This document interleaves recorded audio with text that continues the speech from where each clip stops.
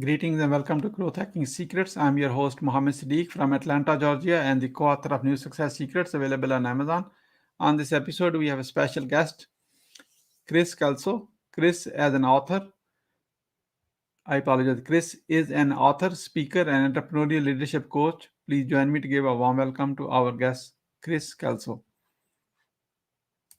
Kris, welcome. Hey, great to be here. Thank you so much. Let me start with this. Where were you? What happened? Who were you surrounded with that inspired you to do what you do today? Well, so it started 14 or so years ago when I began my first company that was an IT consulting firm. And I grew that business to 7 figures in revenue and had a great team. But I found that we would go do some really great work in the IT department of a company. We would help them really build a solid team and create a healthy culture and be very productive. And if the rest of the organization was dysfunctional, particularly if the leadership of the company was not healthy, then all of our great work would eventually just erode once we were gone.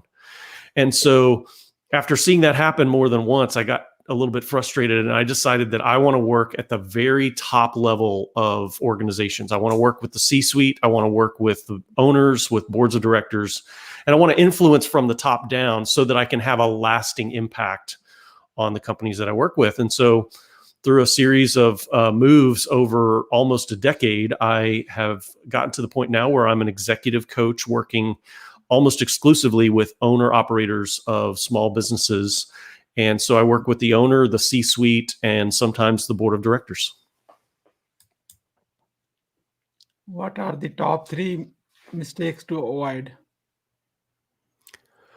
So in the kind of work that I do as a coach and a leadership trainer, I think that 3 mistakes that people make are, number 1, coaching from only your experience.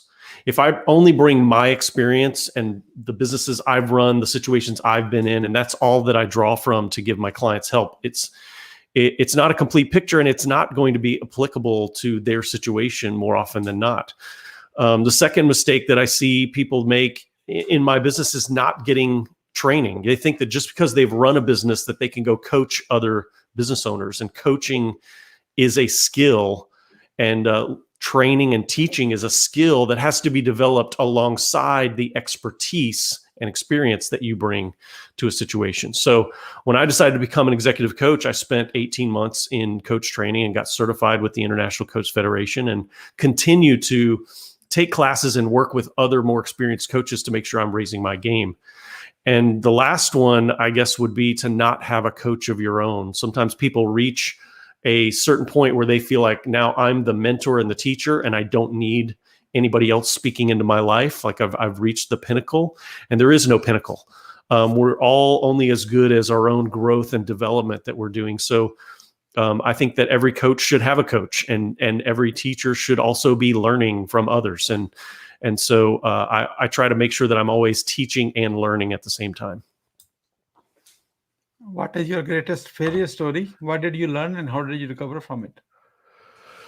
Well, back when I was running a consulting firm, my team and we developed this new service offering that we thought was just this brilliant idea that was going to be amazing. And we thought so much of it that we went and hired a marketing firm to produce materials and get us a pitch deck. And we really figured out how we were going to go out and sell it. And the mistake that we made is we did all of that, and we invested that money, and we designed the whole thing without ever actually talking to any customers. And the short version of the story is we barely made enough money on that service to cover our costs, and then realized that it wasn't really going to work. We just assumed that we knew what people want. And so the learning that I took from that was always talk to customers as early as possible in the process, even if you're just ideating. And I did this very recently. I had an idea for a program, and immediately that same day, I went and talked to a couple of people who I thought would be potential prospects. And I threw out the idea, and I got some feedback, and they were really encouraging. And then I developed the program, and one of them ended up signing up and becoming a customer But it is what it is, and it's good and useful because I got that feedback early on, and I made sure I knew that I was selling something people wanted. What are your top 3 success secrets others can model from? I think 3 of the things that I've learned in my entrepreneurial career are, number 1, that failure is not the opposite of success. Failure is part of the process of success. That failure is learning, and that learning is really necessary and valuable to success. So I have learned to not fear failure, but to embrace it as a necessary part of the process. A second one would be that you can learn while you're doing something. You don't have to master something before you start working on it. And that you don't have to be an expert before you take the first step. So many people worry that they've got to take a course or pass a course or get certified or do something before they can actually start to practice or try or experiment with something that they want to do. And one of the things I love about the coach training that I did and the certification process is you can't be certified until you have a certain number of hours with actual paying clients. So you don't get certified and then go get your first client. You have to go get clients and start doing the work in order to get certified and to be called an expert in that thing. And so I really embrace the idea that you can learn along the way. You can learn while you're doing something, and education is part of the journey, not just a thing that you do up front in order to be qualified and capable of doing something. And the third lesson that I think I've really learned is to surround yourself with smart and talented people. In my first business, the consulting firm that I started, for the first probably 7 or 8 years, I was the youngest, least educated, and least experienced person in the entire company. Everyone that I hired, I wanted to be an upgrade from me. And so I surrounded myself with people who had more experience than I did, who had more knowledge than I did, who had more education than I did. And that was a big part of the success of that firm, was the people that I brought in. And it made me look really good and really smart. But in truth, it was the collective of all the people that I brought around me that helped me be successful there. We are about to move into lightning round. That means a quick question and a quick answer. Are you ready? All right. Yes, I'm ready. What are you grateful for today?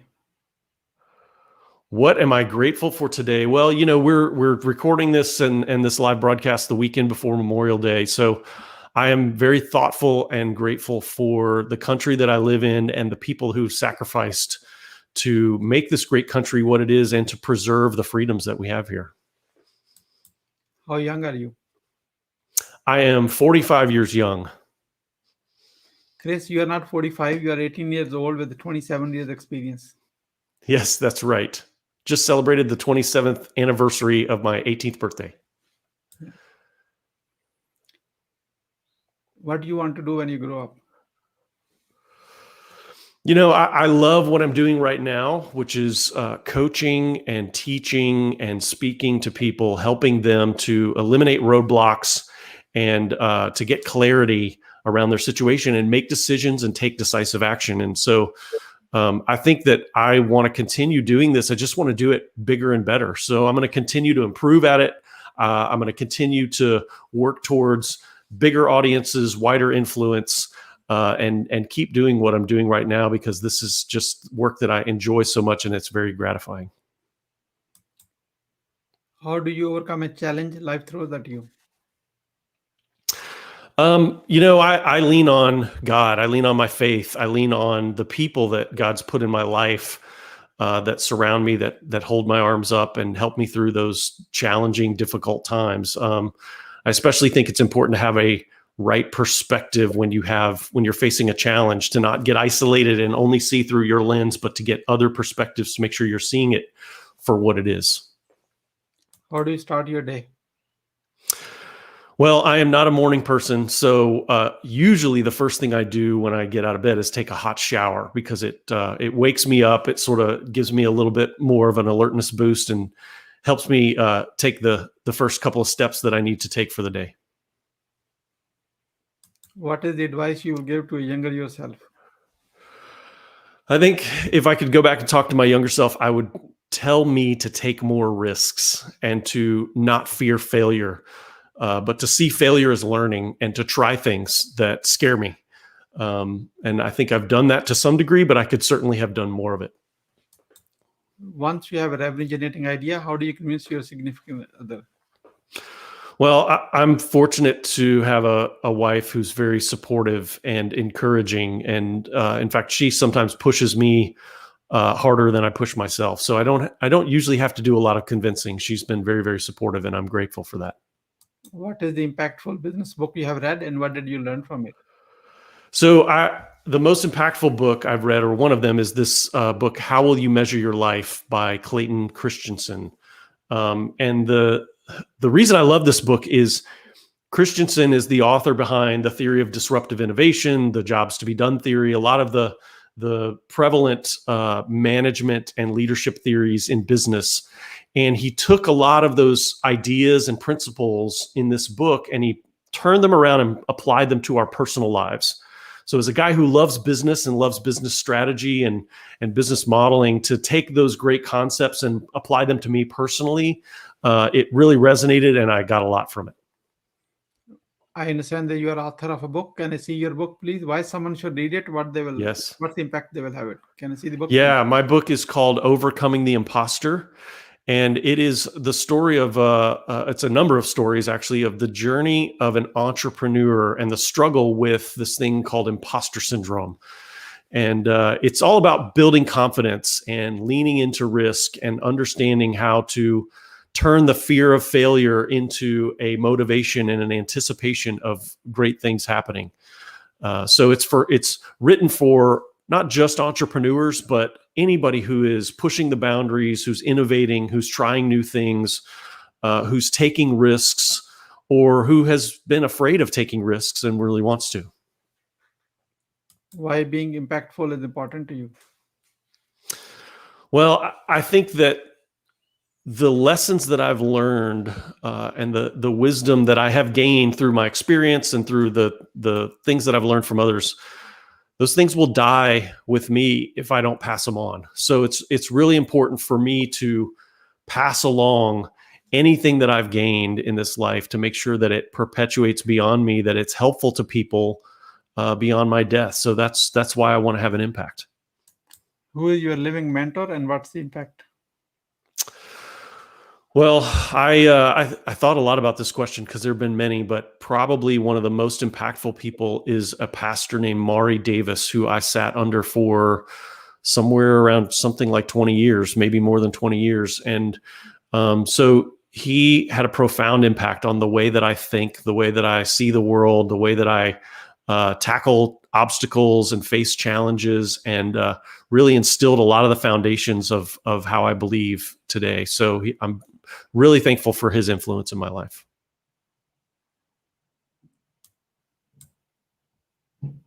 What do you want to be remembered for? I would like to be remembered as a person who gave more than he took. And I don't know that I'm there yet. I think I still have some selfish ways that I need to work out and develop and improve. But that's what I'd love to be before I die, is someone who people say he always gave more than he took. Who is your ideal client? My ideal client is the owner operator of a small business, typically between 1 and 25 million in revenue, with anywhere from a handful to 100 employees. And I work with those companies, the owner operator, and sometimes their entire leadership team, both as a one-on-one coach and also to facilitate communication and planning and clarity of vision among that team, and make sure that they're all rowing in the same direction and that they're all working toward the same set of goals. Mm-hmm. How can we support you? I think that supporting would mean letting people know about my message, letting people know about my book that I've written and my website. The book can be found at overcomingtheimposter.com. And there people, in fact, can download a free sample chapter. So if you're not sure what imposter syndrome is or how it relates to you or whether or not this is for you, you can grab a free sample chapter of the book and just give it a try and test it out. You can also find out more about me personally and my business and the work I do with executives and their leadership teams at kriskelso.com. And I've got some examples of coaching there, some testimonials from some of my clients, and also a lot of material that I've both written or examples like this of podcasts and shows that I've been on that people can find all at that website. We're about to wrap up. I'd like to have your few words about your today's guest experience on the show. Here is my question. What would you say about your today's guest experience on the show?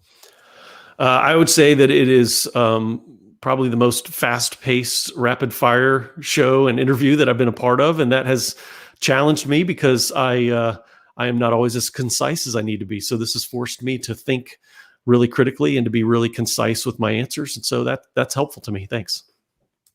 What would you say as a final word? As a final word, I would just say to anybody who's listening or watching to not fear failure. Failure is not fatal. A failure or mistake is not a black mark on your record. It's not a permanent scar. In fact, it's an education. We learn more from failure than we do from success. And so if you find yourself hurling towards a failure or you're worried about failure, don't run from it, embrace it, and take from it the wisdom that can come from those failures and use it to catapult yourself to the next success. Thank you so much, Kris, for sharing your wisdom with us today. On behalf of Growth Hacking Secrets community and our entire team, we really appreciate you. This is Mohammed Siddique signing off from Atlanta, Georgia. Until the next episode, all good wishes.